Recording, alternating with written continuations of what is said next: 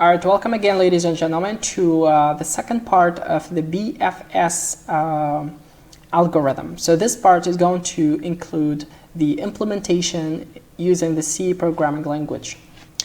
So we mentioned in the previous video that this algorithm takes advantage of the queue data structure. For that reason, I have included the queue that we have defined in the data structure chapter. So here's the struct queue, and this is the create queue function, and basically the push queue, the empty queue, and the pop queue. So you can find the full implementation in the data structure queue chapter. All right, so here we have a graph BFS function that takes a graph pointer J and a node U, a starting node U. And we said that the first thing that we're going to do is to create the visitor array and initialize it with false. And then we're going to create a queue to use it to store our nodes. So let's start by creating the visitor array. So it's going to be an array of type Boolean called visited, and the size of the array will be the number of nodes we have inside our graph. So that's MB nodes. And then we're going to initialize the array with false.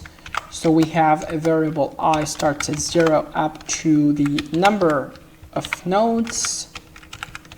And every cell inside the visitor array will take the value of false. False. Cool. Except the cell number U. The cell number U will have the value true because we're going to consider it to be visited, okay? So visited of U takes true because we've just visited U, okay? That's our starting vertex. And the second thing that we have to do is to create the queue. So that's queue equals create queue. So that will create a queue. And then we're going to push inside this queue our very first vertex, which is U. So push queue, the vertex number U. Cool. And of course, these are the basic initialization for the BFS algorithm to work. Now, the second part of this algorithm is the while loop. Now, this while loop will keep iterating until the queue becomes empty. So while the queue is not empty, so while the queue is not empty, every time we're going to extract an element from the queue. So let's call that element U. So U takes queue pop from the queue, so that's pop queue.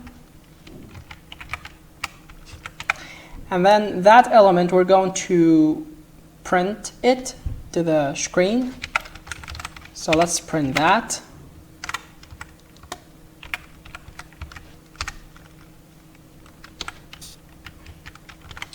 And of course, whenever we extract an element from the queue, we're going to have to make it visited. So U becomes visited. All right. Now that we've extracted U, we have to iterate through all of the nodes adjacent to it. Okay? And every node that is not visited before, we're going to have to push it to the queue.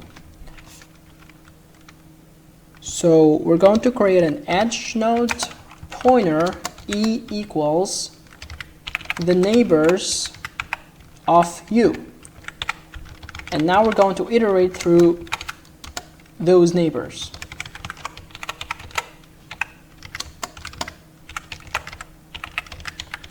Again, if this seems unfamiliar to you, check out the list data structure in the data structures chapter, because basically we are iterating through a list of edge nodes.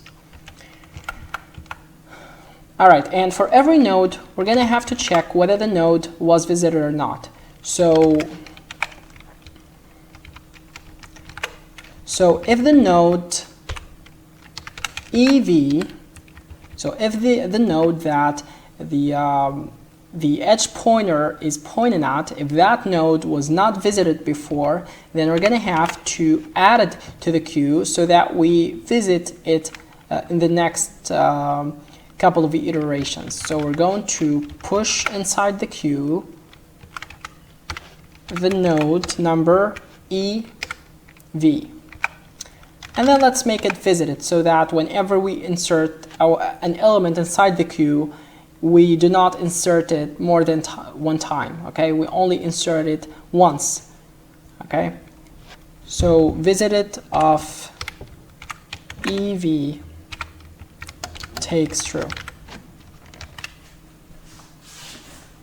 Cool, and this algorithm should do the job. So let's test it out.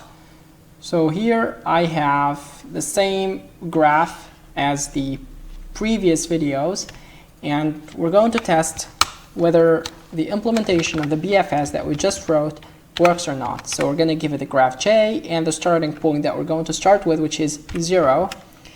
And let's compile and run, see if it works. Well, here we have few arguments here.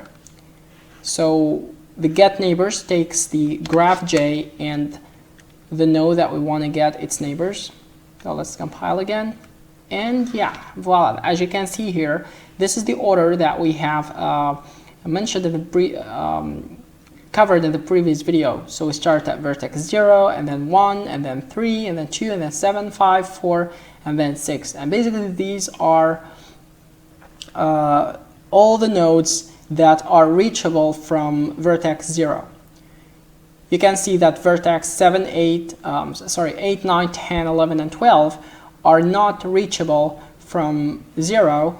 So if we want to reach them, if we want to make sure that we visit all the graph, even the nodes that are not reachable, then we're going to have to make this code here inside a for loop. And every time we change our starting vertex, okay?